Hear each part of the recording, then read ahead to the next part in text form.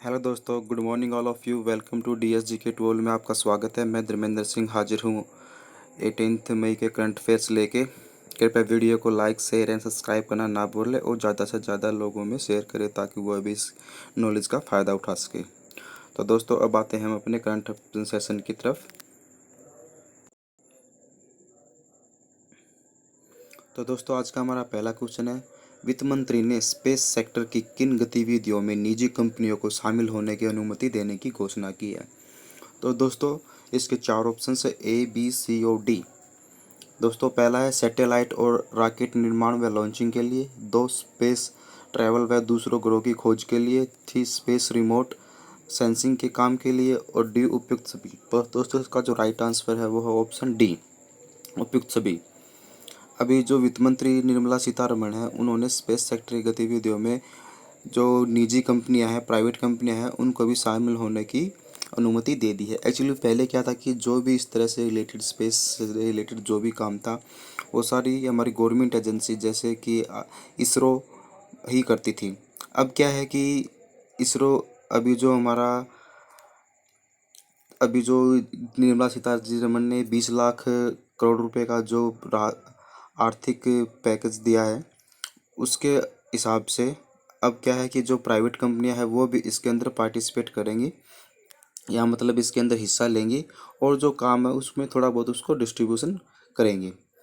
और ये क्यों किया है ऐसा? ऐसा इसलिए किया है क्योंकि कोई, जैसे कि सभी कंपनियां हैं, जितनी भी गवर्नमेंट कंपनियां हैं, उन पे क्या है कि जैसे जैसे वर्कलोड बढ़ता जाता है, उन पे थोड़ा काम की कमी, मतलब काम की स्पीड है वो कम हो जाती है। जैसे जैसे प्राइवेट कंपनी आते रहेंगे तो उससे जो काम की जो है एफिशिएंसी वो भी बढ़ेगी, एक्यूरेंसी भी बढ़ेगी, और साथ में जो काम है वो टाइम पे भी पूरा होगा।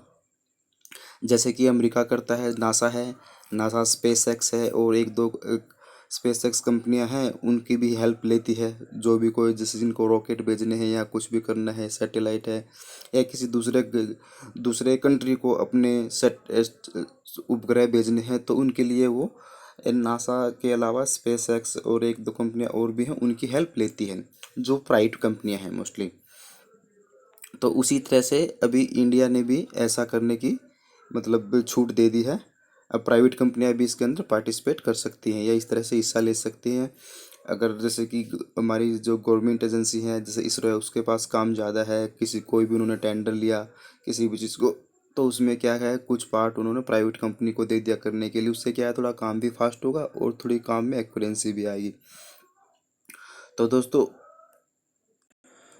जो भी ये सारा काम हो रहा है वो आत्मनिर्भर अभियान के द्वारा हो रहा है।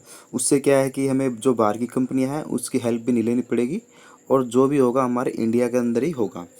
अब दोस्तों, आते हैं अपने क्वेश्चन नंबर 2 पे। वित्त मंत्री ने कितने कोल ब्लॉक्स की नीलामी करके निजी क्षेत्र का कमर्शियल माइनिंग को इजाज़त देने का ऐलान किया है। तो दोस्तों, बात ऐसी है कि अभी जो वित्त मंत्री जी ने है, अभी जो आत्मनिर्भर अभियान है, इसी के तहत जो 20 लाख करोड़ रुपए का उन्होंने अनुदान, जो जो भी राहत पैकेज जारी किया है, उसी के अकॉर्डिंग अब क्या है कि इन्होंने, इसका जो राइट आंसर है वो दोस्तों ऑप्शन ए 50, मतलब 50 निजी ब्लॉक ऐसे हैं जिनकी नीलामी के लिए, जिनकी मतलब कंपनियों को नीलामी के लिए उन्होंने इजाज़त दे दी है।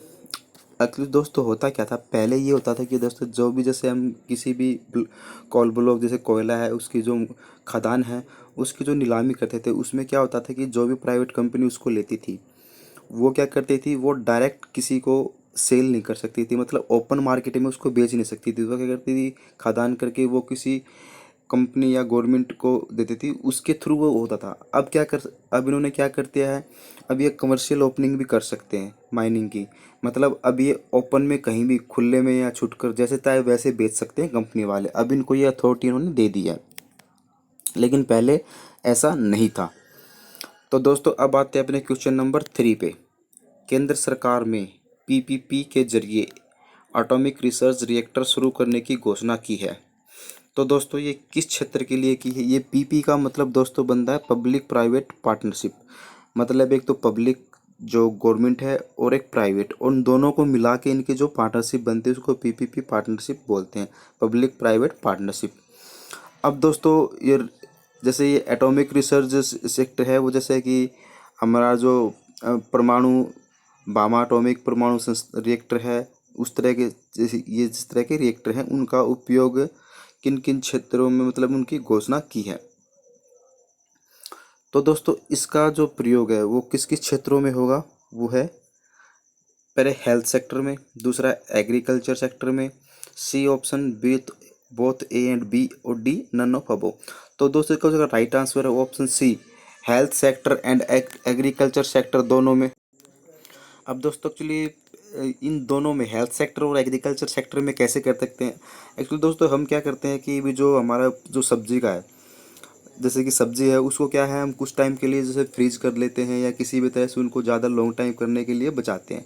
बट अब क्या होगा इन फ्यूचर, जो एटॉमिक रिसर्च सेंटर उसके क्या जो अल्ट्रा वायलेट रे है उसके थ्रू इन सब्जियों को मतलब लॉन्ग टर्म के लिए बचाने के लिए एक तरीके से उसकी जो मुहिम है या उस पर रिसर्च करके लॉन्ग टर्म के लिए सब्जियों को या एग्रीकल्चर सेक्टर में जो जो चीज़ें हैं जिसका हम उत्पादन करते हैं, जैसे सब्जी होगी या फल हो गए, उनको लॉन्ग टर्म के लिए अल्ट्रा वायलेट जो रे हैं उनके थ्रू उनको फ्रीज किया जाएगा या लॉन्ग टर्म के लिए उनको रखा जाएगा। और हेल्थ केयर सेक्टर में क्या है, जैसे कि अब दोस्तों आपको पता ही है कि जितनी भी मशीनें हैं टोटली, जैसे कोई अल्ट्रा जैसे ये एक्सरे मशीन है या फिर जो सिर की जो स्कैन बायोस्कोपी है, जितनी तरीके की जो बड़ी बड़ी जो मशीनें हैं जिसमें अल्ट्रा रेज का प्रयोग होता है मोस्टली, वो क्या है कि हम बाहर से परचेज करते हैं। अब जब ये एटॉमिक रिसर्च रिएक्टर शुरू होगा तो उससे क्या है इसके थ्रू हमारे जो ये पब्लिक सेक्टर है, हेल्थ सेक्टर है, इस तरह की मशीनें क्या है हमारी इंडिया में बननी शुरू हो जाएगी और जो हमें दूसरे देशों पे जो निर्भरता है वो हट जाएगी। और ये चीज़ भी किसी के थ्रू किया गया है, ये भी हमारे आत्मनिर्भर अभियान के तहत ही किया गया है। जो हमारे अभी निर्मला सीतारमण जी ने जो हमारे 20 लाख करोड़ रुपए का जो राहत पैकेज है ये भी उसी के अंडर ही किया गया है। अब दोस्तों आते हैं अपने क्वेश्चन नंबर 4 पे, अंतर्राष्ट्रीय प्रकाश दिवस कब मनाया जाता है। तो दोस्तों ये अंतर्राष्ट्रीय प्रकाश दिवस कब मनाया जाता है, तो दोस्तों इसके 4 ऑप्शन है ए बी सी डी। तो दोस्तों इसका जो राइट आंसर है वो है ऑप्शन बी 16 मई।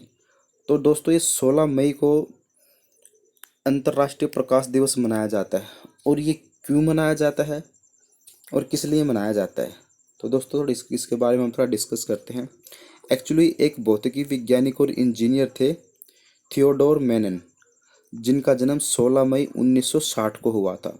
उन्होंने क्या किया था, लेजर रे का पहला सफल संचालन किया था या प्रशिक्षण किया था जो सफल रहा था। उसी के उपलक्ष्य में मतलब उसी दिन को याद करने के उसी के उपलक्ष्य में इस दिन को मनाया जाता है। और ये किसके द्वारा मनाया जाता है, ये यूनेस्को द्वारा इसे मनाया जाता है। अब दोस्तों आते हैं अपने क्वेश्चन नंबर 5 पे। हाल ही में आई कन्फ्रेशन कॉन्फ्रेंस फर्म की रिपोर्ट के अनुसार कौन 6 साल बाद दुनिया के पहले ट्रिलियनियर बन जाएंगे। एक दोस्तों होता है मिलियन, जैसे 1 मिलियन में होते हैं दोस्तों 10 लाख। एक होता है बिलियन, उसके अंदर होते हैं 100 करोड़। एक होता है ट्रिलियन, 10 की पावर 10, मतलब इतने ही कि आप उसको काउंट भी नहीं कर सकते, कितनी जीरो लगेंगी पीछे वो भी अनकाउंटेबल समझ लो एक तरीके से।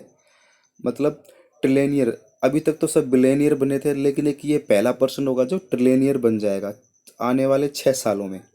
और ये कौन है, इसके दोस्तों आपके पास 3 ऑप्शन है, 4 ऑप्शन है A B C D. Jeff Bezos, Anil Ambani, Mark Zuckerberg और जैक मा। तो दोस्तों इसका जो राइट आंसर है वो है जेफ बेजोस। और ये जेफ बेजोस कौन है, ये जो अमेजन के फाउंडर हैं वो है जेफ बेजोस। अब दोस्तों जो इनकी जो अभी फिलहाल राइट नाउ उनकी जो नेटवर्थ है, कैपिटल्स है, वो है 143 बिलियन डॉलर। अब दोस्तों बात है अनिल अंबानी की। अनिल अंबानी कौन है, ये हमारे इंडिया के सबसे रिचेस्ट पर्सन हैं और ऑलमोस्ट अगर आप देखा जाए तो ये एशिया के भी रिचेस्ट पर्सनों में आते हैं। C Mark Zuckerberg, Mark Zuckerberg क्या है दोस्तों, ये भी जो फेसबुक के संस्थापक हैं वो हैं। और ये भी अब भी जब 2004 में इन्होंने जब फेसबुक स्टार्ट की थी उस टाइम बहुत ही गरीब थे, लेकिन आज की डेट में ये 6 या 7वें नंबर पे ऐसे ही आते हैं रिच। और जैकमा, जैकमा कौन है, ये अलीबाबा के फाउंडर हैं। अब बात है दोस्तों अपने क्वेश्चन नंबर 6 पे। हाल ही में किस देश ने 16 मई को अपना सशस्त्र सेना दिवस मनाया है? तो दोस्तों बात है अभी 16 मई को किस देश ने अपना सशस्त्र दिवस मनाया है? तो दोस्तों ये मनाया है अपना, इसका जो ऑप्शन नंबर 1 है ए, अमेरिका। तो इसका जो राइट आंसर होगा वो दोस्तों होगा अमेरिका। अमेरिका ने अब अभी अपना सशस्त्र सेना दिवस मनाया है। और ये कब बनता है? यह मई के तीसरे शनिवार को मनाया जाता है। उस दिन चाहे कोई भी डेट हो उसी दिन बनेगा। जैसे अब ये 16 मई को बना है, मे भी नेक्स्ट ईयर जो भी दिन होगा उसी दिन ये बनेगा। अब बात है अमेरिका की। तो अमेरिका की जो कैपिटल है वो है वॉशिंगटन डीसी, और जो प्रेसिडेंट है वो डोनाल्ड ट्रंप, और वहाँ की जो करेंसी है वो है डॉलर। अभी दोस्तों अभी अगर हम अमेरिका को किसी करंट से रिलेटेड करें तो वो है कोरोना से। अभी कोरोना के सबसे ज़्यादा केस है वो अमेरिका के अंदर, अराउंड करीब 14 लाख के करीब हो चुके हैं अमेरिका के अंदर। और फिलहाल अमेरिका की हालत इस मामले में बहुत ही ज़्यादा खस्ता है। अब दोस्तों आते हैं अपना क्वेश्चन नंबर 7 पे। हाल ही में 16 मई को किस राज्य ने अपना राज्य दिवस मनाया है? तो दोस्तों अभी 16 मई को तो दोस्तों इसके चार ऑप्शन है, ए, बी, सी और डी। तो दोस्तों इसका जो राइट आंसर है वो है ऑप्शन ए, सिक्किम। अभी सिक्किम राज्य ने अपना राज्य दिवस मनाया है 16 मई 1975 को। यह राज्य दिवस मनाया जाता है क्योंकि इसी दिन यह इंडिया का पार्ट बना था। एक्चुअली पहले क्या था, पहले यहाँ पे प्रधानमंत्री हुआ करते थे, लेकिन बाद में 16 मई 1975 को यह इंडिया का एक राज्य बन गया। अब बात है सिक्किम की। सिक्किम की कैपिटल है वो है गैंगटॉक, और सीएम है वो है प्रेमसू तमांग, और गवर्नर है वो है गंगा प्रसाद। अब दोस्तों आते हैं अपने क्वेश्चन नंबर 8 पे। आदिवासी युवाओं को कुशल बनाने के लिए गोल कार्यक्रम का शुभारंभ किसने किया है? तो दोस्तों इसके चार ऑप्शन है, ए, बी, सी, डी। तो दोस्तों इसके जो हमारा ऑप्शन ए है, अर्जुन मुंडा, ये हमारा राइट ऑप्शन है। एक्चुअली अर्जुन मुंडा क्या है, ये जनजाति मामलों के मंत्री हैं, अर्जुन मुंडा। तो अभी इन्होंने हाल ही में ये इस कार्यक्रम का गोल का शुभारंभ किया। जो दोस्तों जहाँ गोल है, GOAL, गोल, इसकी एक्चुअली फुल फॉर्म बनती है, ये क्या है, गोइंग ऑनलाइन एज लीडर। तो ये इसकी फुल फॉर्म बनती है। अब दोस्तों यहाँ पे जैसे ऑप्शन सी है रमेश पोखरियाल, ये हमारे HRD मिनिस्टर हैं। ऑप्शन डी है राजनाथ, ये हमारे कौन से हैं, डिफेंस मिनिस्टर हैं। अब दोस्तों आते हैं अपने क्वेश्चन नंबर 9 पे। हाल ही में किसने मीर AHD कोविड-19 डैशबोर्ड विकसित किया है? तो दोस्तों जो इसका राइट आंसर है वो है, ये चार ऑप्शन दो, ए, बी, सी और डी। तो दोस्तों जो राइट आंसर है वो है IIT गांधीनगर। तो दोस्तों भी IIT गांधीनगर ने यह MRA हेड कोविड-19 डैशबोर्ड लॉन्च किया है। और इसका एक्चुअली काम क्या है दोस्तों, डैशबोर्ड का इसका काम ये है, संकट के समय अनुसंधान संबंधी निर्णय लेने के लिए तथा जनता को महत्वपूर्ण जानकारी प्रोवाइड करने के लिए इस डैशबोर्ड को विकसित किया गया है। और ये कहाँ पे है, गुजरात में। Question number 10। हाल ही में किस राज्य की पुलिस ने कोरोना योद्धाओं के लिए thermal corona combat headgear launch किया है? दोस्तों पहले हम ये समझते हैं कि ये थर्मल कोरोना कॉम्बैट हेडगियर रहता क्या है। एक्चुअली ये एक क्या है, एक स्टैंड टाइप का है, और ये हेडगियर जैसे कि सिर पे पहनने के लिए मतलब एक हेडगियर सिर पे पहनने के लिए होता है। और या आप ये समझ लो, इसका जो मेन काम है ये क्या करता है, एक्चुअली ये कोई भी जैसे कि कोई भी बाइक वाला है या गाड़ी वाला है, कोई भी बाहर से कोई भी आगे से कोई भी व्यक्ति आता है, तो ये क्या करता है, 10 से 15 मीटर की दूरी पर ही उसको जो टेम्परेचर है उसको नापता है। और उससे इसको पता चल जाता है कि कौन व्यक्ति, मतलब किस में कोरोना के लक्षण है किस में नहीं है। जैसे किसी का टेम्परेचर ज़्यादा है तो ऑफिशियली तो लगता है कि हाँ कोरोना का है, तो उसको ये अलग से मतलब ट्रीट कर देते हैं। बाकियों को सबको एक तरीके से ट्रीट करने की इनको आवश्यकता नहीं है, इसकी वजह से इनको ये मदद बहुत मिली है। अब ये तो इन्होंने भी नया thermal power compact head gear launch किया है। अब दोस्तों बात है दिल्ली की। तो दिल्ली के जो सीएम है अंद्री केजरीवाल है और जो लेफ्टिनेंट गवर्नर है वो है नील बैजल। दोस्तों अभी आपको एक चीज़ और समझ में आनी चाहिए। एक्चुअली जो होता क्या है, जो भी हमारे जैसे राज्य के अंदर होते हैं गवर्नर, और जो केंद्र शासित प्रदेश होते हैं उसके अंदर होते हैं लेफ्टिनेंट गवर्नर। अब दोस्तों बात दिल्ली की है तो हम थोड़ा दिल्ली के बारे में भी जान लेते हैं। अभी दिल्ली ने अभी लास्ट टाइम में 1-2 महीने में 2-3 चीज़ें और लॉन्च की थी। एक है 5T प्लान। 5T 5T का मतलब है testing, tracing, treatment, team work and tracking. ठीक है दोस्तों। और एक अभी उन्होंने एक और किया था ऑपरेशन शील्ड। तो ऑपरेशन शील्ड की दोस्तों क्या फुल फॉर्म बनती है, ये है S for sealing of area, H for home quarantine, I for isolation of infected patient, E for essential service ensured, L for local sanitisation and D for door to door survey. और भी थोड़ी देर पहले उन्होंने एक वो भी किया था जैसे कि AIIA all India institute of Ayurveda. और अभी दिल्ली पुलिस के साथ मिलकर आयु रक्षक कार्यक्रम भी शुरू किया है। तो दोस्तों आज का हमारा चैप्टर यही समाप्त होता है। आशा है आपको यह करंट अफेयर्स पसंद आया होगा। कृपया वीडियो को लाइक, शेयर एंड सब्सक्राइब करना ना भूलें। तो दोस्तों कल मिलते हैं एक नए करंट अफेयर के साथ। तब तक के लिए have a good day. Bye bye. जय हिंद।